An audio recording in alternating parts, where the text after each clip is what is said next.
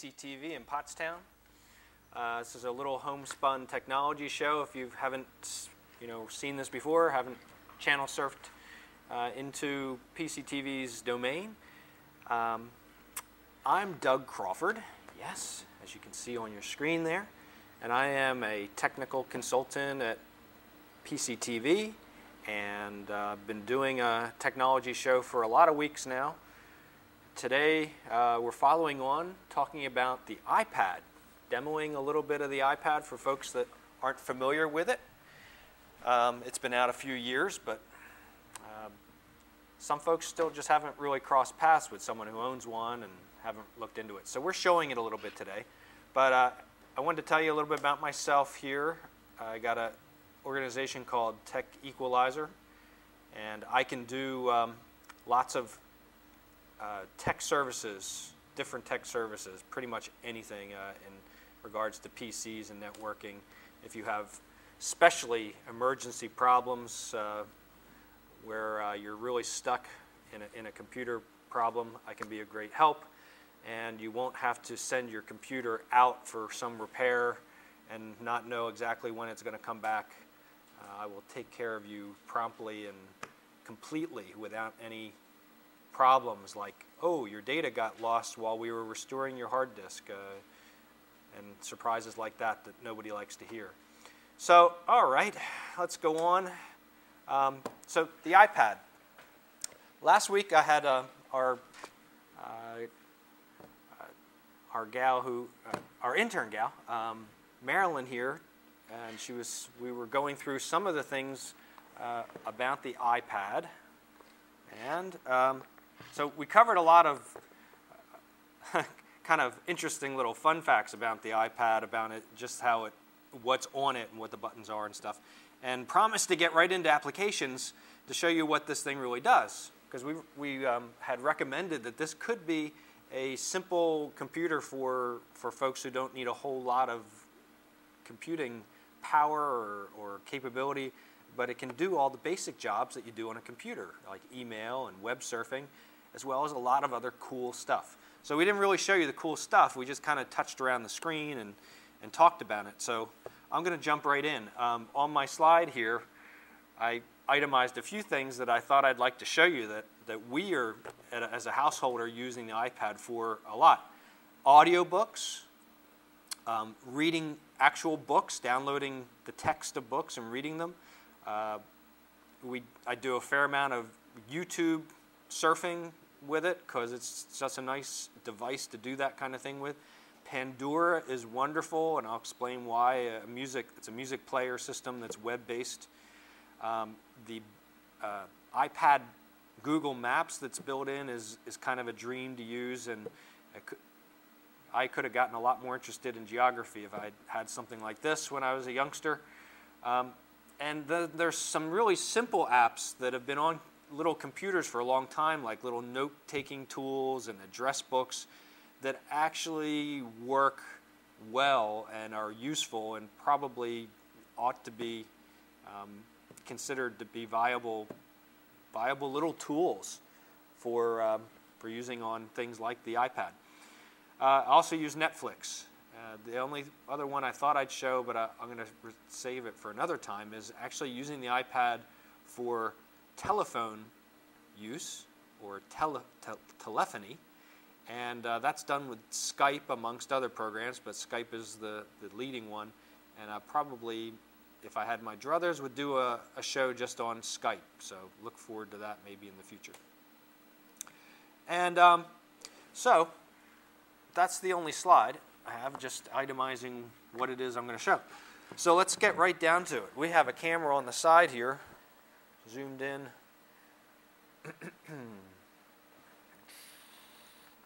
There we go, so that I can demo right here for you.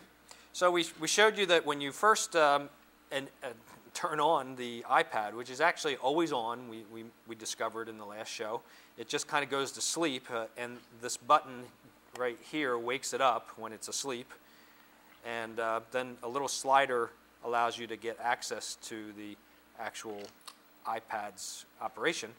And if you don't understand why the heck it has that lock on it, it's so that you don't accidentally like open an application while it's in a bag and maybe delete data accidentally by something touching the screen at the wrong place at the wrong time and causing some kind of a problem like that. So, so when you turn it on, this is what you get. And we described last week that these are little programs that are called apps. Some of them are specifically designed to do interesting things with the web and the iPad. But let's see. Let's show you the first one that was on my list, audiobooks. And we're not going to go too deep into any of these, but I want to just give you a flavor. We got this application for playing audiobooks, and it's a service that you pay a monthly fee for, and for that monthly fee you get to bring down a number of books that are like cassette books used to be in the past, where you'd buy books on cassette and you'd listen to them. So this brings down the audio data of someone talking through the book, reciting the book, and it's usually done in characters. Practice. The two have been apart since their arrests to prevent them from and it's actually really, really nice. The first session was with Mira. It's kind of a throwback. Let's go to the front camera and I'll talk to you a second. It's kind of a throwback to the days of radio when a family would sit around and listen to stories being told over the radio, which this is kind of making me realize could maybe be a viable service to have have stories told over the internet or over radio again, because we're just finding this to be so engrossing. As a family, you can listen to a book while you're doing other things like making a puzzle or something. And so let's go to this camera here. Let's look at it. And very easy. You can pause it wherever you want. The play button, pause button, starts and stops it. And then there's a search facility up here in this corner that you can touch, and you can find other books by author or by name. And this particular service allows us to have 2 books at a time down on the computer, but I think we can actually download as many per month as we can actually listen to. And it doesn't take up very much space on the iPad, and we just think this is a really, really great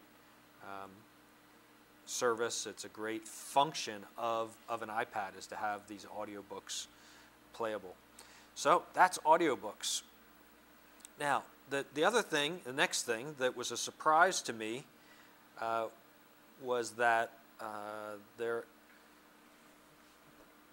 the iBooks application allows you to download actual printed text, and here are 3 that I have. And you can download many free books as well as you can pay for books. And what I was surprised to find is that it is really a dream to read on the iPad. There's something about this screen, its size, its clarity, that compared to holding a paper book in your hand, it is just a wonderful thing. So I'll open up this one book here that I've got, and it actually models the pages of a book. On the margin side here, there are, it looks like a book because the pages have a separation, like the bend at the side of the book page, and you can swipe across the screen to change pages, and it has a very cool graphical page turning look to it. Feels like a book. You can change the size of the font, which is something you can't do with a real book, and that's a great thing for for if you wear glasses or need larger print. You got it. If you want more text on a page so that you're not flipping pages so often, you can do that too. Then you got a brightness control for the screen. That's just wonderful there. A search, you can search through the document or the book for a certain word or phrase. You can drop electronic bookmarks on the page that you can then use to go back to. And so several people could be reading the book at one time and, at different times actually, and then go back to where they left off, no matter where in the book the last person left it on the page. So that was a real surprise to me because I really don't like reading long-term on computers, on the computer screen. I don't mind surfing around and reading a paragraph or two and then jumping to somewhere else, but I never really liked reading a book on a screen. I don't think I ever actually did it. But the iPad is great because you can sit wherever you want. You can curl up on the couch and put this right on your lap, and it just holds very nicely in your hands and your lap, and just makes for a great reading experience. So book reading is a very cool iPad thing. All right, now those two applications both bring data down from the web onto the iPad. And I did mention last week that that is the primary way that you get data on and off the iPad. But I did make it sound like it was a chore or something, but it's really not. There's several models of the iPad, one that will connect to a home network and you can access the internet through that. But if you don't have a home network and you don't have the internet, but you want to have a computer and you want to be able to do some email or this kind of stuff that I'm showing you, you can buy a model that connects up to the cell phone system. And when you buy it and bring it home, it will already be connected, and you can get right on the internet without any muss or fuss. And that could be your primary internet connection. And so if you don't have a cell phone, you don't have a home network, your iPad can be your connection to the web and get email without any other devices necessary to be added or purchased. So that is possible. So now I'm going to show you a couple of applications that are just web-based. YouTube. Now, YouTube can be accessed directly through the internet from the browser, but the style on these pad computers is to try to move people away from the normal browser interface to the services to providing a program that gives a very streamlined access to their particular service. So YouTube, as well as other big web service providers, provide a program or an app that gives that kind of experience. So here's YouTube.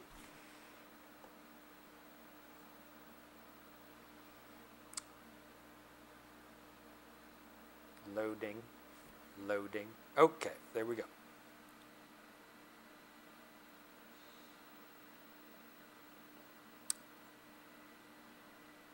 Okay, here we go.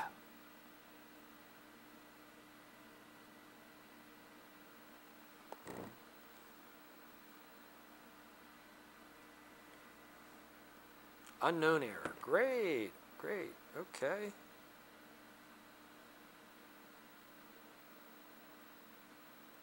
Some kind of network problem here.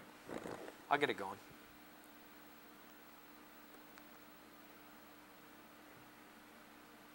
This might be the first time I've launched YouTube since I updated this iPad software, so hold on just a second.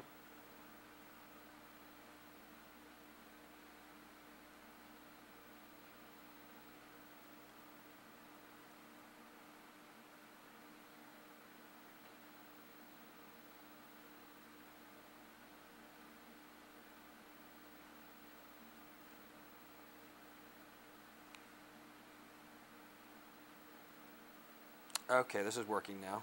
I just want to decide where I want to be here.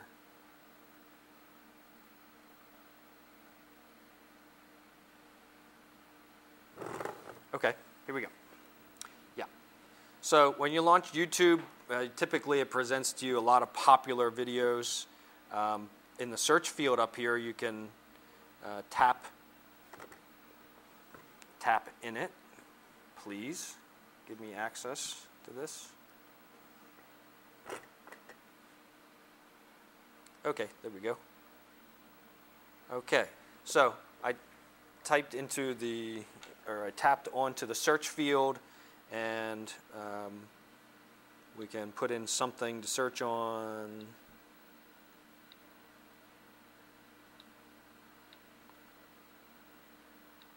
And you could search for, a movie or a artist, a recording artist, and here's one somebody might recognize. So, you can there's millions of videos on YouTube, and you can surf around and research an awful lot of history on it, and because people have uploaded all kinds of interesting historical footage, and it's a ton of fun. You can blow a whole evening just kind of walking around all the things that are on YouTube that are interesting.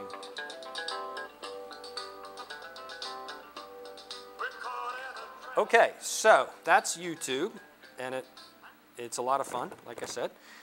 And all right, I wanted to show you Pandora. Pandora is another web application. Actually, there's an app for Pandora, but you can also access Pandora.com from a website and do the same thing, just like you can with YouTube. But anyway, Pandora is a music player that plays music based on your preferences. And the way you start it out, I've actually showed this one other time. You can put in the name of an artist up here, and when you do, it'll play that artist. It'll play something from that artist. And after it's done doing that, it will go on to another artist that is in the same genre or has some similarity to the first artist.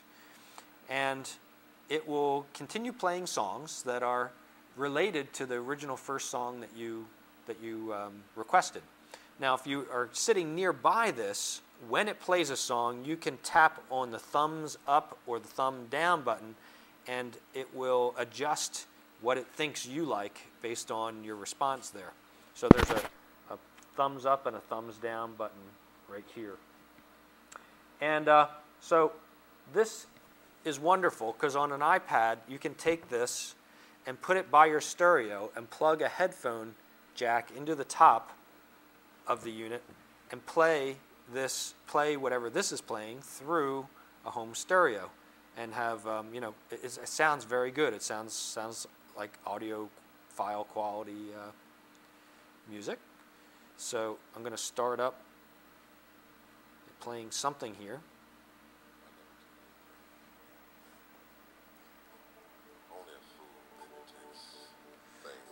All right, so that's starting off on Barry White. Let's find another one that's interesting. Why I cherish you so much. So this column here, these are all names that I've entered in of artists that I've been interested in listening to at different times.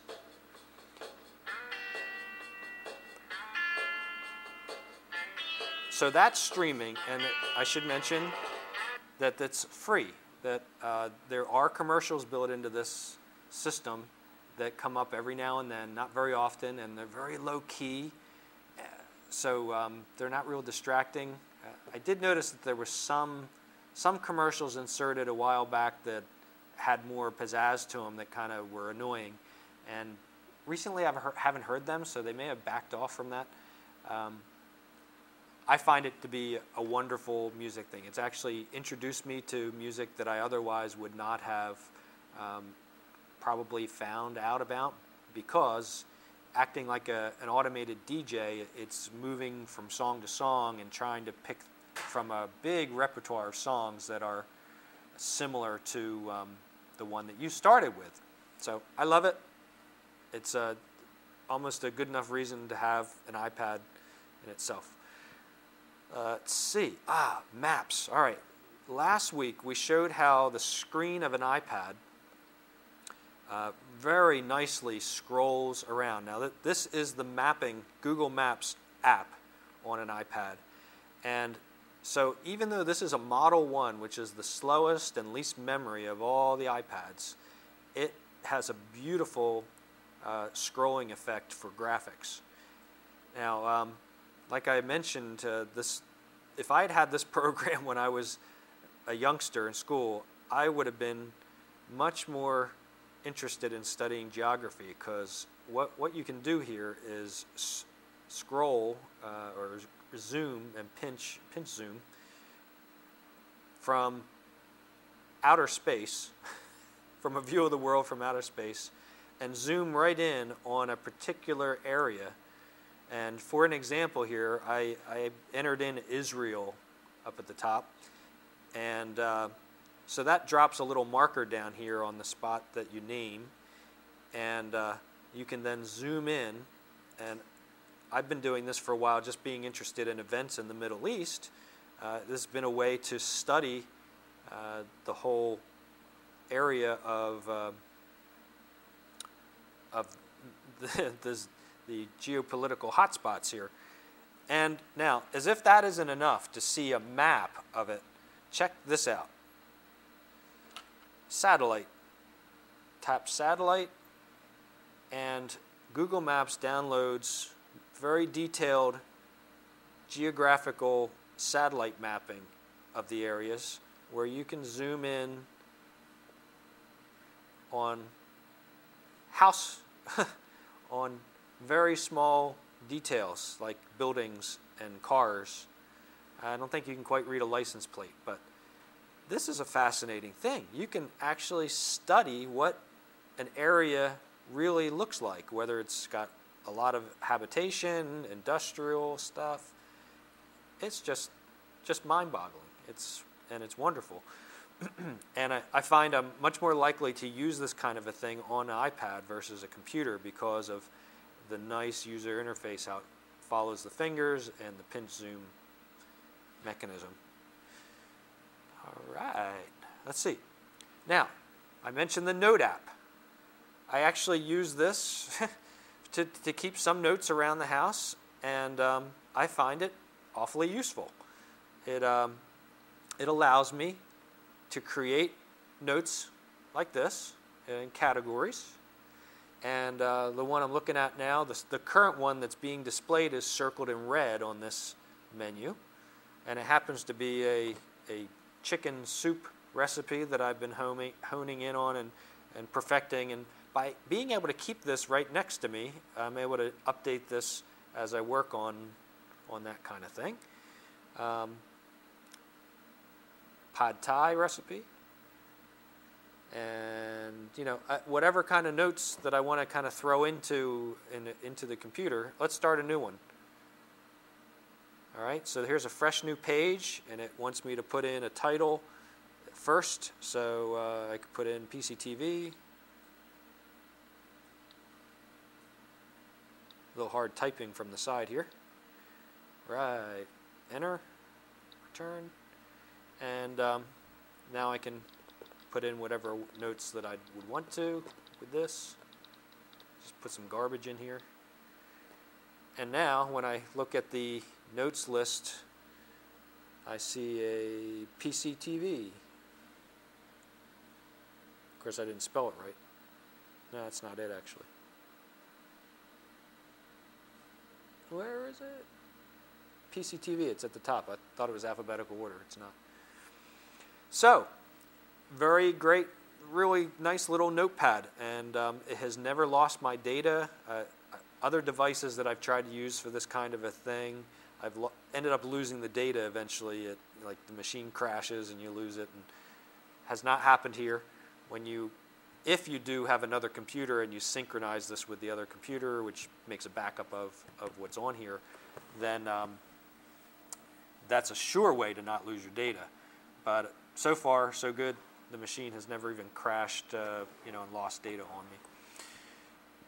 Let's see, we got time maybe for one other thing. I wasn't going to show this, but yeah, let's show one other related item. That's just one of the other built-in non-web-based kind of apps, and that would be the Contacts. It's a simple little Rolodex card application that allows you to put in names and addresses, phone numbers, and the like. And I'm tempted to actually go to the trouble of put all of my contact information in here because I think it's actually would be very useful compared to the paper one we currently keep. All right, finally, the web. You can go onto the web. I've been talking about Firefox on the PC a few weeks ago and how it has web tab browsing. This computer has tab browsing too. Has tabs at the top and opens up, lets you surf around the World Wide Web. And here it is on Amazon at this point. And there we go. So this is looking at Amazon's website, looking at some thermometer products. And so web pages scroll vertically very, very nicely.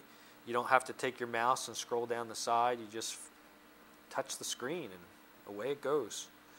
So that's web browsing and finally email. You can easily hook this up to an email account and be able to read and write email from here. And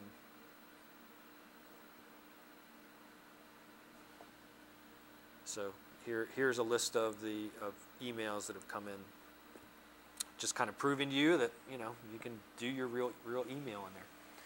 So that's about all we have time for to show you, but I hope that as a follow-on to last week's show kind of really is more interesting and brings home the idea that the iPad is a viable little computing device that for some people might be all they need in a computer, and for folks that have a laptop or a desktop or 3 or 4 of each, it's still a useful device because it's unique in how you can do something on it and hand it to somebody and show them and say, hey, look at this, isn't this cool? And then they can look at it and they can navigate around and hand it back to you, or you can sit on the couch, bring up a book and read. You can move it out to your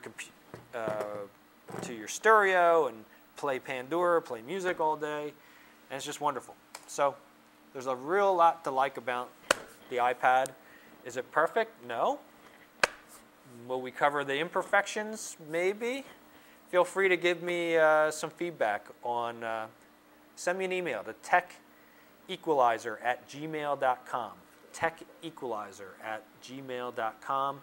Check me out on the web if you need tech services at techequalizer.com. And we'll see you next week. It's been a pleasure. I hope you've enjoyed a little overview of the iPad if you've not seen it before. And look forward to bringing you something interesting to hear about next week.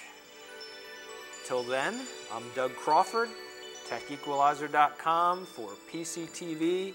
Check out PCTV on the web at thepctvnetwork.com, where they have all of our, you can go to here again. Bye-bye.